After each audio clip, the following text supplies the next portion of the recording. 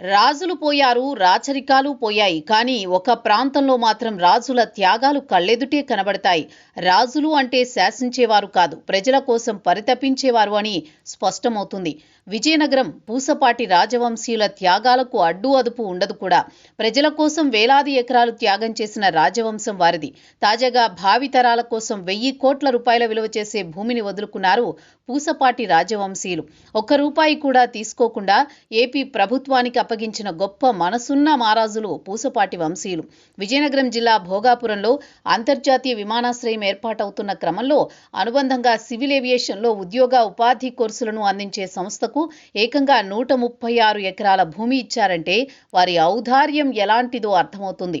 దేశవ్యాప్తంగా 200 వరకు విమానాశ్రయాలున్నాయి. విమాన ప్రయాణికులు పెరుగుతున్నారు. భవిష్యత్తులో విమానయానం మరింత రద్దీగా మారనుంది. ఇటువంటి పరిస్థితుల్లో మానవ వనరులు అనేది విమానయానానికి అవసరం. విమానాల్లో పనిచేసేందుకు పైలట్లతో పాటు అన్ని విభాగాలకు సిబ్బంది అవసరం.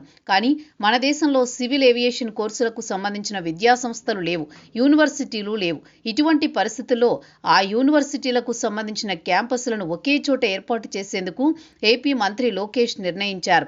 ఆ ఏవియేషన్ ఎడ్యుకేషన్ సంస్థకు భూములు ఇచ్చింది పూసపాటి రాజవంశీయులు నేతృత్వంలోని మాన్సాస్ ట్రస్ట్. నిర్వహణకు ముందు వచ్చింది విమానాశ్రయాల నిర్మాణ బాధ్యతలు చూసే జిఎంఆర్ సంస్థ. భోగాపురం అంతర్జాతీయ విమానాశ్రయ నిర్మాణం దాదాపు ఒక కొలిక్కొచ్చింది. వచ్చే నెలలో ట్రయల్ రన్ జరగనుంది. మే నెలలో మొదటి విమానం ఎగరనుంది. అయితే మొన్ననే ఇండిగో సంక్షోభం తలెత్తిన సంగతి తెలిసిందే. కేవలం విమానాల్లో పనిచేసే సిబ్బంది వల్ల ఈ తరహా సంక్షోభం ఎదురైంది. భవిష్యత్తులో ఇటువంటి సంక్షోభం తలెత్తకుండా ఈ విషయంలో గొప్ప వితరణకు ముందుకొచ్చారు. భోగాపురం అంతర్జాతీయ విమానాశ్రయానికి దగ్గరలో భీమిలి మండలంలో పూసపాటి వంశీయులు మాన్సాస్ ట్రస్టుకు 136 ఎకరాల భూమి ఉంది. ప్రస్తుతం అది మార్కెట్ విలువ ప్రకారం 1000 కోట్ల రూపాయలకు చెందింది. ఈ భూమి ఇచ్చేందుకు ముందుకొచ్చారు అశోక్ గజపతిరాజుతో పాటు ఆయన కుమార్తె అదితి గజపతిరాజు. పూసపాటి కుటుంబానికి ఘన చరిత్ర ఉంది. దశాబ్దాల కిందటే ఆ కుటుంబానికి 2 సొంత విమానాలు ఉండేవట.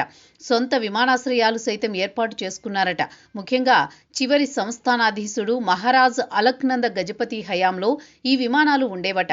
అదే వంశానికి చెందిన అశోక్ గజపతిరాజు పైలట్ కావాలనే కోరిక ఉండేదట. సామాన్యుడికి సైతం విమాన సేవలు అందాలన్నది అశోక్ గజపతిరాజు ఆలోచన. కానీ అనూహ్యంగా రాజకీయాల్లోకి వచ్చారాయన.